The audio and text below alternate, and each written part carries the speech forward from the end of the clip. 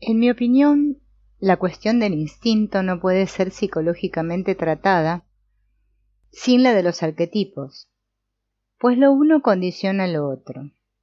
Pero el tratamiento de este problema se ve considerablemente dificultado porque las opiniones sobre lo que en el hombre ha de ser todavía calificado de instinto están muy divididas. William James considera que el hombre está cuajado de instintos, mientras que otros limitan los instintos humanos a unos pocos procesos que apenas se diferencian de los reflejos, determinados movimientos del lactante, ciertas reacciones específicas de brazos, piernas y laringe, el uso de la mano derecha y la formación de sonidos silábicos. A mi entender, esta limitación es excesiva. No obstante, es muy característica de la psicología humana. Ante todo, hemos de tener siempre presente que cuando hablamos de los instintos humanos, estamos hablando de nosotros, lo que nos hace albergar muchos prejuicios. Nos resulta mucho más fácil ver los instintos en los animales o incluso en los hombres primitivos que en nosotros. Esto se debe a que nos hemos acostumbrado a dar cuenta de todas nuestras acciones y a justificarlas racionalmente. Sin embargo, no está en modo alguno demostrado, incluso es muy improbable, que nuestros razonamientos estén fundados. Muchas veces no hace falta ser un superhombre para comprobar la vacuidad de ciertas racionalizaciones y reconocer tras ellas el verdadero motivo, es decir, el instinto imperioso. A consecuencia de nuestras racionalizaciones artificialmente forjadas, nos puede parecer que no hemos actuado por instinto, sino por una motivación consciente. De todos modos, ello no quiere decir que el hombre no pueda efectivamente, a base de un minucioso adiestramiento, convertir el instinto en un acto parcial de la voluntad. Aunque de este modo se consigue domesticar el instinto, el motivo esencial seguirá siendo el instinto. Hasta tal punto hemos logrado envolver muchos de nuestros instintos en explicaciones e intenciones racionales, que con tantas envolturas ya no somos capaces de reconocer el motivo original. De esta manera nos da la impresión de que apenas tenemos ya instintos.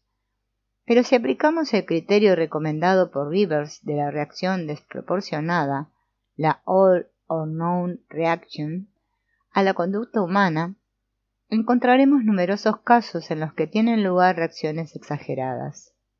La exageración es una característica humana muy extendida.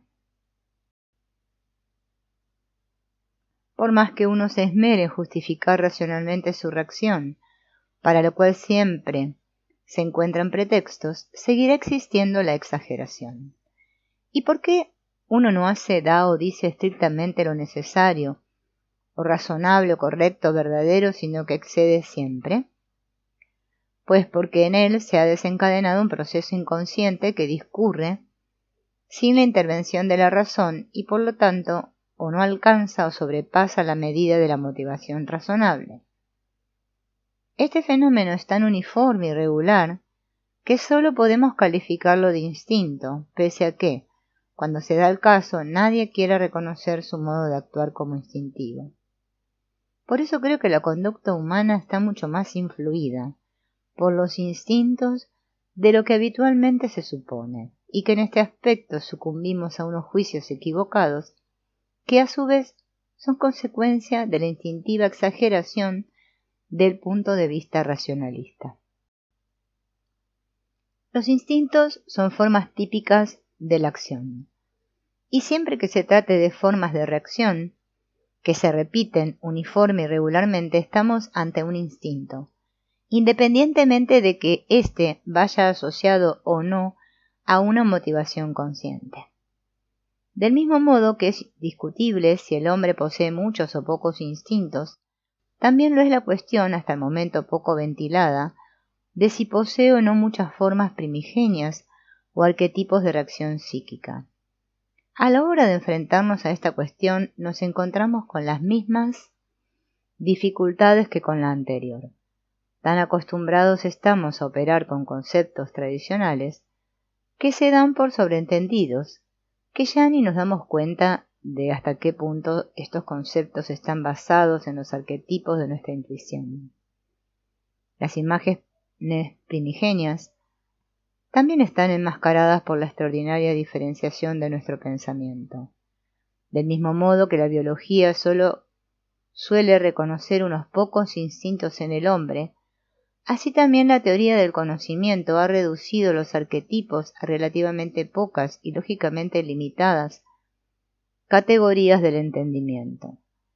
En Platón, los arquetipos de la intuición están todavía muy valorados como ideas metafísicas, paradigmas respecto a las cuales las cosas reales no se comportan como mímesis, como imitaciones, como es sabido también la filosofía medieval de San Agustín, de quien he tomado prestada la idea del arquetipo, así como la de Malebranche y Bacon, se apoyan en este aspecto sobre una base platónica. En cualquier caso, ya en la escolástica, aparece la idea de que los arquetipos son imágenes naturales enterradas en el espíritu humano, con arreglo a las cuales el espíritu forma sus juicios. Así Herbert de Cherbury dice: Instinctus naturales sunt actus facultatum illarum acibus communes illae notitae circa analogiam rerum internam eis modi sunt, quae circa causam medium et finem rerum bonarum malum pulchrum gratum etc. per se etiam sin discursu conformantur. A partir de Descartes y Malebranche, desciende el valor metafísico de la idea del arquetipo. Este se convierte en pensamiento, en condición interna del conocimiento, tal y como lo formula Spinoza. Kant finalmente reduce los arquetipos al limitado número de las categorías del entendimiento. Schopenhauer aún va más lejos en la simplificación, pero por otra parte vuelve a proporcionar a los arquetipos una valoración casi platónica. Aunque este resumen sea por desgracia demasiado sucinto, podemos comprobar una evolución psicológica que enmascara los instintos bajo motivaciones racionales y transforma los arquetipos en conceptos racionales. Bajo esta máscara apenas se reconoce ya el arquetipo, y, no obstante, el modo en que el hombre concibe el mundo, pese a las diferencias en los detalles, es igual de uniforme y regular que su conducta instintiva. Del mismo modo que debemos postular el concepto de un instinto que regule o determine nuestra acción consciente, así también hemos de tener para la uniformidad y regularidad de la intuición un concepto correlativo al instinto de una magnitud que determine el tipo de aprehensión. Es precisamente a esta magnitud a la que denomino arquetipo o imagen primigenia. Podría definirse la imagen primigenia como la intuición del instinto de sí mismo o como autorretrato, por analogía con la conciencia, la cual no es otra cosa que la intuición interna del proceso objetivo de la vida. De la misma manera que la aprehensión consciente confiere a la acción una forma y una definición, así también la aprehensión inconsciente condiciona mediante el arquetipo la forma y la meta del instinto. Igual que consideramos el instinto como algo refinado, así también la intuición que desencadena el instinto, es decir, la aprehensión, mediante el arquetipo, es de una precisión increíble. Así pues, la mencionada mariposa de la yuca ha de llevar consigo, por así decirlo, una imagen de la situación en la que se desencadena su instinto. Esta imagen le posibilita reconocer la flor y su estructura.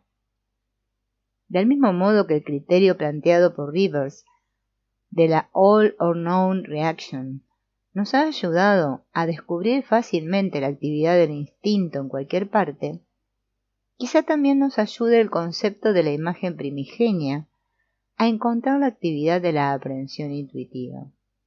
Donde más fácilmente podemos conseguirlo es en los hombres primitivos. En ellos encontramos por doquier ciertas imágenes y motivos típicos que constituyen la base de sus mitologías. Estas imágenes son autóctonas y de una uniformidad relativamente grande.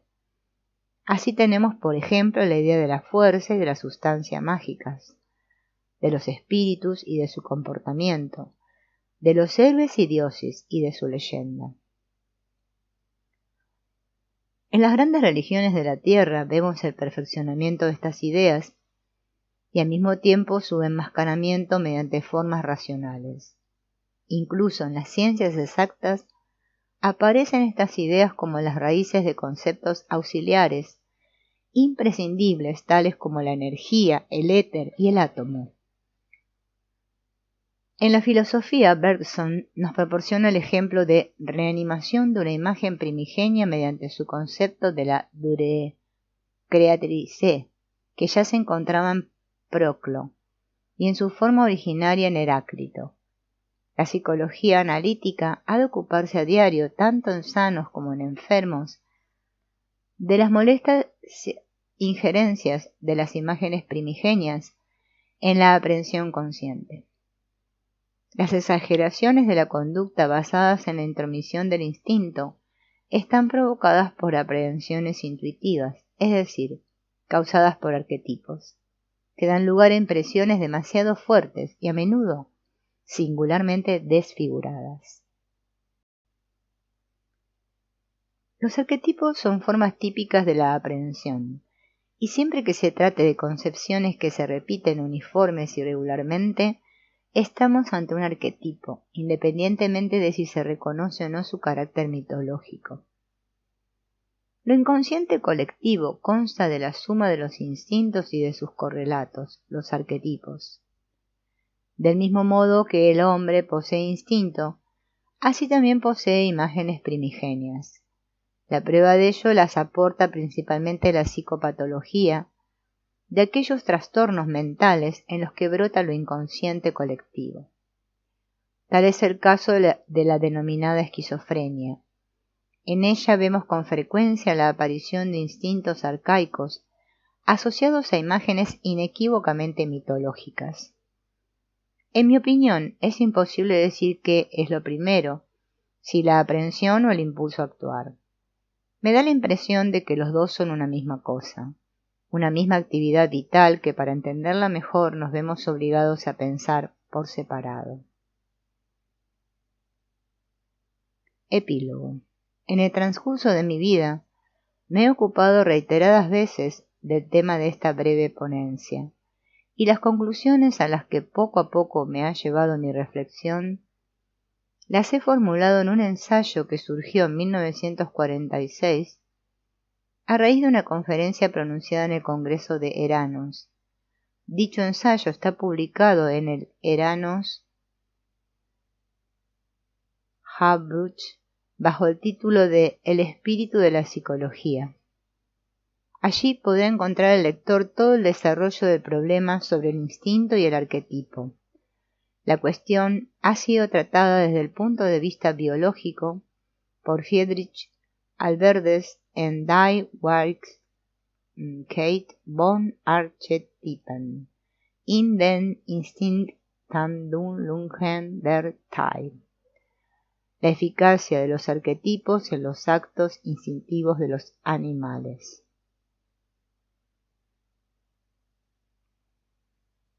La estructura del alma.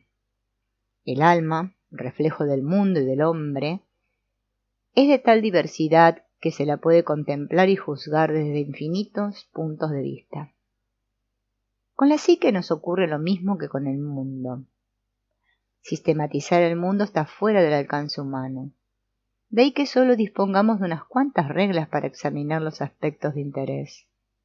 Cada uno se hace su propia imagen del mundo y construye para ese mundo particular un sistema privado que a menudo es de paredes herméticas, de tal modo que al cabo de un tiempo cree reconocer el sentido y la estructura del mundo. Pero lo finito jamás comprenderá lo infinito. Como el mundo de los fenómenos psíquicos solo es una parte del mundo, podría parecer precisamente por ser una parte más comprensible que el mundo entero. Con ello no se tiene en cuenta que el alma es la única manifestación directa del mundo, y por lo tanto también la condición indispensable para toda experiencia general del mundo. Las únicas cosas directamente experimentables del mundo son los contenidos de la conciencia.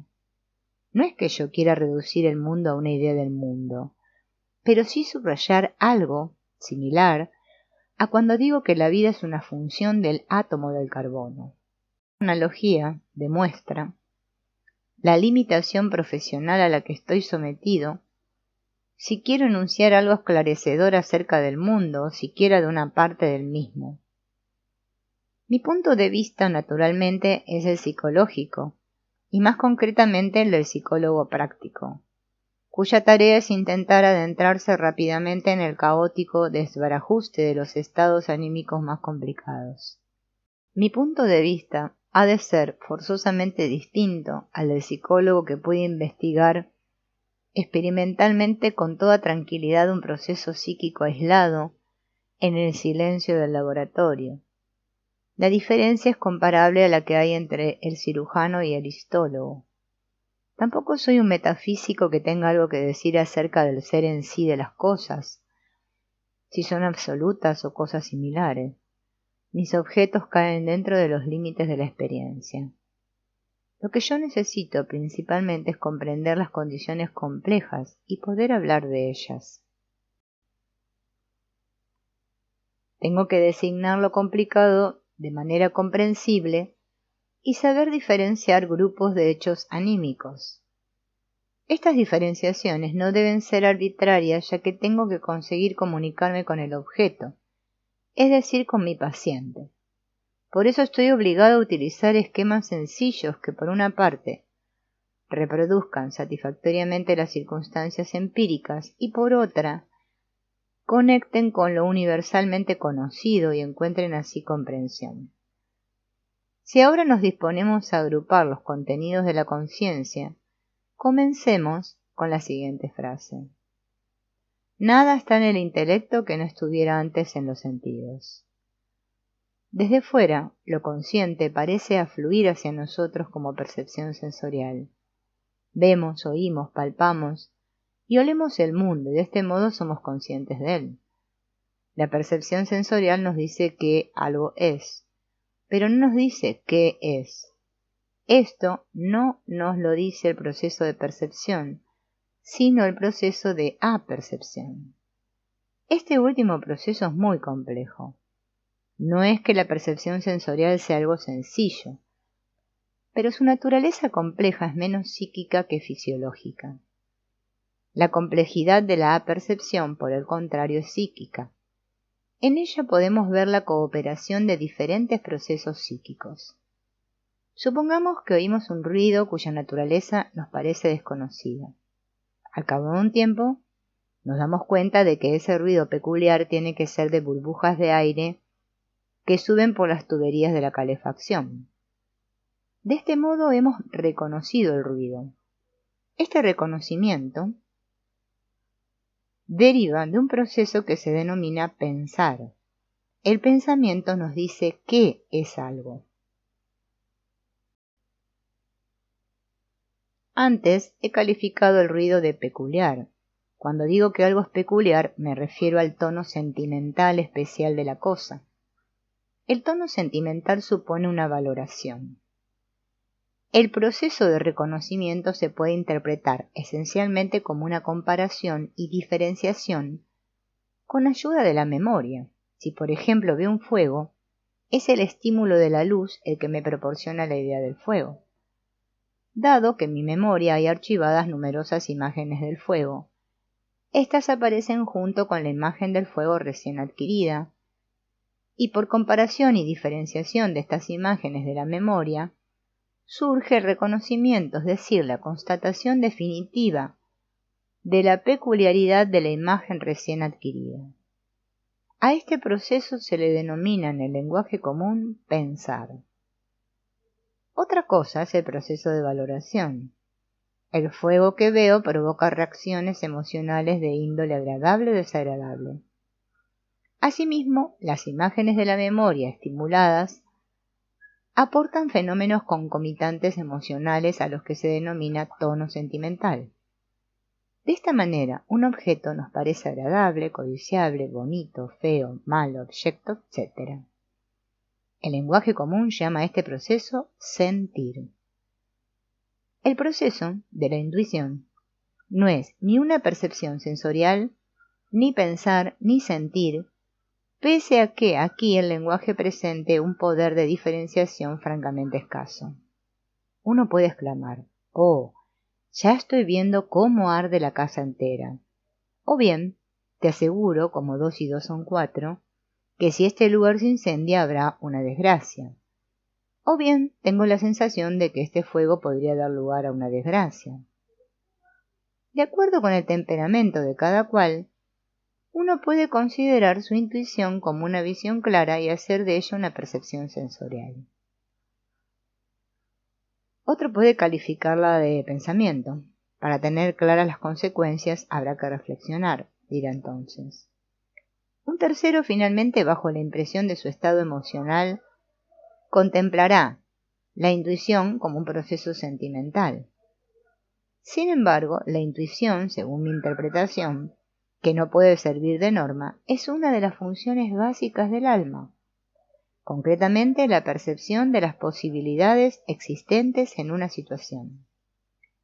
Tal vez se deba a una evolución lingüística todavía insuficiente el hecho de que en alemán se confundan los conceptos de sentimiento, sensación e intuición, mientras que en francés y en inglés, sentimiento, sensación, ya están completamente diferenciados, aunque sentimiento y sensación en parte siguen siendo palabras auxiliares para designar la intuición. Recientemente, intuición empieza a convertirse en una palabra muy utilizada en el habla coloquial inglesa. Otros contenidos conscientes que se pueden diferenciar son los procesos volitivos y los procesos instintivos. Los primeros se caracterizan por ser impulsos dirigidos y derivados de los procesos de apercepción, cuya naturaleza queda expuesta al libre albedrío. Los segundos son impulsos procedentes de lo inconsciente o directamente del cuerpo, con un carácter de falta de libertad y de compulsión. Los procesos de apercepción pueden estar dirigidos o no dirigidos. En el primer caso hablamos de prestar atención, en el segundo de fantasear o soñar. Los primeros son racionales. A los segundos procesos pertenece como séptima categoría de los contenidos conscientes el sueño. Este, en ciertos aspectos, se parece a las fantasías conscientes, ya que tiene un carácter no dirigido e irracional. Pero se diferencia de ellas en que por el momento su causa, su vía y su intención son desconocidas para nuestro intelecto. Si no obstante atribuyo al sueño la categoría de un contenido consciente, es porque de los procesos anímicos inconscientes es la resultante que más claramente penetra en la conciencia. Esta clasificación de los contenidos en 7 clases, aunque algo superficial, es suficiente para satisfacer nuestros propósitos. Como es sabido, hay opiniones que limitan lo psíquico a la conciencia y lo identifican con ella. No estoy de acuerdo. Si suponemos que existen cosas que están más allá de nuestra percepción, entonces también podemos hablar de elementos psíquicos cuya existencia solo nos es indirectamente accesible. A cualquiera que conozca la psicología del hipnotismo y del sonambulismo, le resultará un hecho familiar que esa clase de conciencia artificial o mórbidamente limitada no contiene determinadas representaciones, pero se comporta exactamente igual que si las contuviera. Una persona con sordera histérica tenía por costumbre cantar. El médico, fuera de su vista, se sentó al piano y acompañó el siguiente verso en otro tono. Inmediatamente la enferma siguió cantando con el nuevo tono. Un paciente presentaba la peculiaridad de que en cuanto veía fuego le daban convulsiones, histeroepilépticas. Tenía un campo visual muy limitado, periféricamente ciego, lo que se denomina un campo visual tubular. Sin embargo, si se le ponía una vela en la zona ciega, le daba el ataque como si hubiera visto el fuego. En la sintomatología de estos estados hay numerosos casos de este tipo, de los que aún con la mejor voluntad, lo único que se puede decir es que esas personas perciben, piensan, sienten, recuerdan, deciden y actúan inconscientemente, es decir, hacen de manera inconsciente lo que otros hacen de manera consciente. Estos procesos tienen lugar independientemente de si la conciencia los capta o no. Entre estos procesos anímicos inconscientes figura la nada despreciable labor combinatoria que subyace al sueño. Cuando dormimos tenemos la conciencia considerablemente limitada, pero no por ello deja de existir y de actuar lo anímico. La conciencia simplemente se retrae y dada su superfluidad se convierte en una relativa inconsciencia. La vida anímica, sin embargo, sigue su curso, del mismo modo que también tiene lugar una vida anímica inconsciente durante el estado de vigilia. Las pruebas de ello se encuentran sin dificultad. A este particular terreno experimental es a lo que Freud denomina psicopatología de la vida cotidiana. Nuestras intenciones y acciones conscientes son frecuentemente contrariadas por procesos inconscientes de cuya existencia nosotros mismos nos sorprendemos. Uno se equivoca al hablar o al escribir, o hace inconscientemente cosas que delatan precisamente aquello que se quiere mantener oculto, o algo que ni uno mismo sabe. Las equivocaciones dicen la verdad. En la frecuente aparición de estos fenómenos se basa también el experimento de asociación diagnóstico, que se aplica con provecho cuando no se quiere o no se puede decir algo. Pero los ejemplos clásicos de la actividad anímica inconsciente los proporcionan los estados patológicos.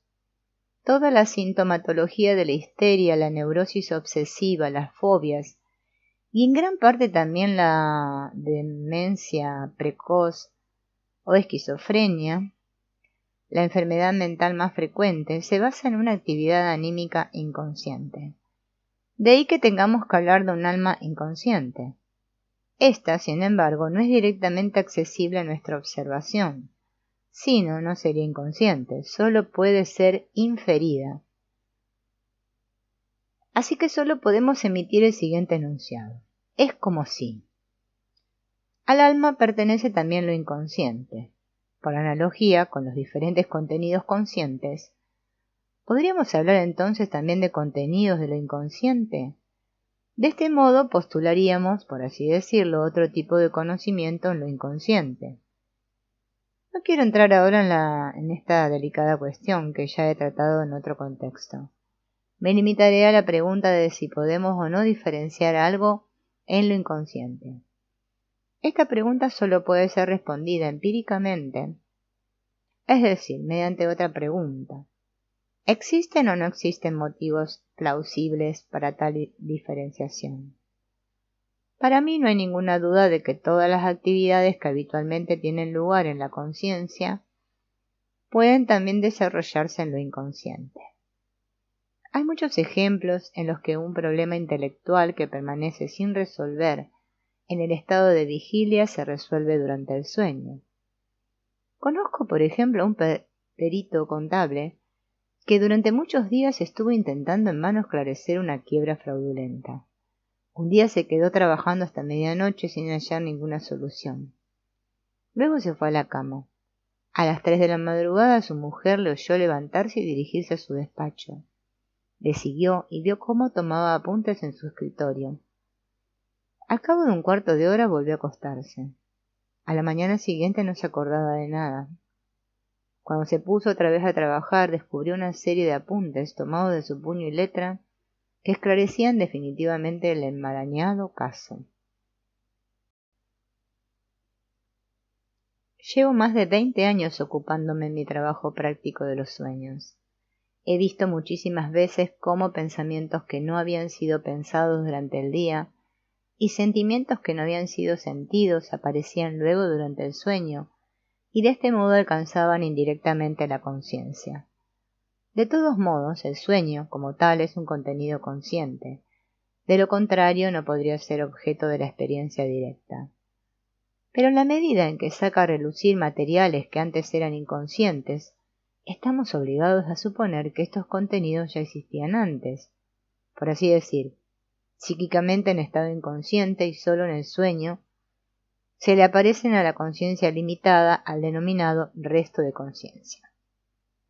El sueño forma parte de los contenidos normales y podría ser interpretado como una resultante de los procesos inconscientes que penetran la conciencia. Ahora bien, si basándonos en la experiencia hemos de suponer que todas las categorías de los contenidos conscientes, en determinados casos, también pueden ser inconscientes e influir en la conciencia como procesos inconscientes, llegamos a la tal vez inesperada cuestión de si lo inconsciente también tiene sueños. En otras palabras, si también penetran en el oscuro terreno del alma resultantes de procesos aún más profundos, y si cabe, aún más inconscientes. Quizá debiera rechazar por demasiado aventurada esta paradójica pregunta, si no fuera porque efectivamente hay motivos para incluir esta hipótesis en el ámbito de la posibilidad. Por lo pronto veamos cómo debería ser una prueba que nos demostrara que también lo inconsciente tiene sueños. Si hemos de demostrar que los sueños aparecen como contenidos de la conciencia, simplemente tendremos que comprobar que existen contenidos que, en cuanto a su naturaleza y sentido, son ajenos e incomparables a los restantes contenidos racionalmente explicables y comprensibles. Y si queremos demostrar que también lo inconsciente tiene sueños, tenemos que hacer lo mismo con sus contenidos. Probablemente lo más sencillo es que les ponga un ejemplo práctico. Se trata de un hombre de 26 años, un oficial, padece fuertes accesos de dolor en la región cardíaca, una sensación de ahogo en la garganta como si se hubiera tragado una bala y dolores punzantes en el talón. Desde el punto de vista orgánico no se le ha encontrado nada. Los achaques habían empezado 1 o 2 meses atrás y como el paciente ya no podía andar, fue licenciado del servicio militar. Varias curas a las que fue sometido no le sirvieron de nada. Una indagación minuciosa acerca de los antecedentes de su enfermedad no dio por resultado ningún punto de apoyo, y él mismo no tenía ni idea de cuál podría ser la causa. Daba la impresión de ser de naturaleza jovial, un poco irreflexivo, incluso teatralmente intrépido, de los que no hay que dejarse avasallar.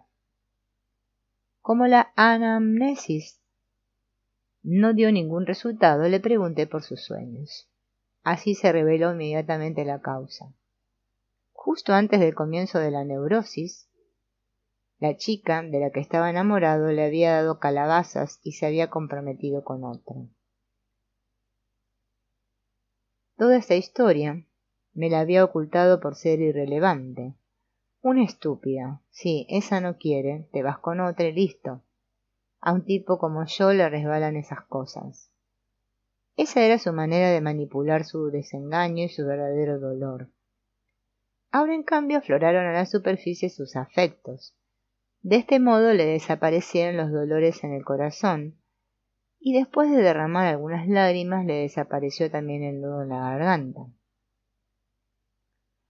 El dolor de corazón es un giro poético que aquí se había hecho realidad, porque su orgullo no le permitía padecer sus dolores como una dolencia anímica.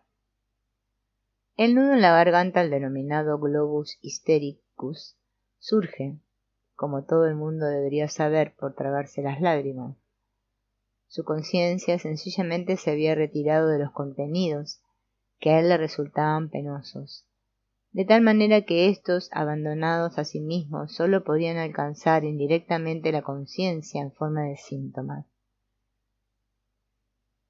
Son procesos racionalmente comprensibles que, de no ser por la existencia de su orgullo varonil, podrían perfectamente haberse desarrollado en la conciencia. Pero veamos ahora el tercer síntoma. Los dolores en el talón no desaparecieron. El esquema recién esbozado no servía en este caso. Ni el corazón está relacionado con el talón, ni nadie expresa su dolor a través del talón. Desde el punto de vista racional no se entiende por qué no bastan los otros dos complejos sintomáticos.